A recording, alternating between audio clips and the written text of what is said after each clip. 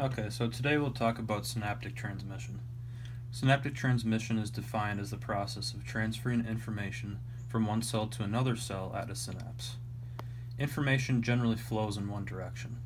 The first neuron is characterized as presynaptic, while the target cell is characterized as postsynaptic. So I'm going to draw two cells with just different parts of them. So this will be labeled presynaptic, and this cell will be labeled postsynaptic. The space in between here is called the synapse. Okay, so overall, synaptic transmission can be broken down into 5 steps. First, neurotransmitters must be made. There are 3 major categories of neurotransmitters: amino acids, amines, and peptides. Secondly, neurotransmitters must be packaged in some way. This is where the job of transporters comes into play. Transporters help put neurotransmitters into structures called vesicles. So vesicles can be categorized as these circular shaped things, with the dots being represented as neurotransmitters. So, thirdly, neurotransmitters must have some way to be released from vesicles. Neurotransmitter release is triggered by the arrival of an action potential. When this occurs, calcium channels open and flood into the active zones. Now the vesicles release their neurotransmitters through a process called exocytosis. So here we can have our calcium channels, and calcium will flood in when an action potential comes around. This will cause these vesicles to go into a spot called the active site, and they will release their contents, which is the neurotransmitters. Fourthly, since the neurotransmitters are now inside the synapse, there needs to be a way for them to create a response on the other neuron.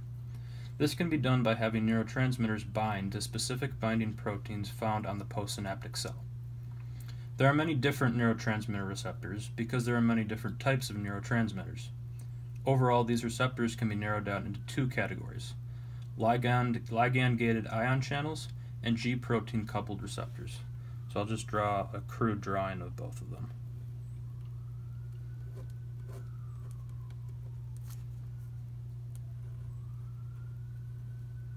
So this can be the ligand-gated ion channel.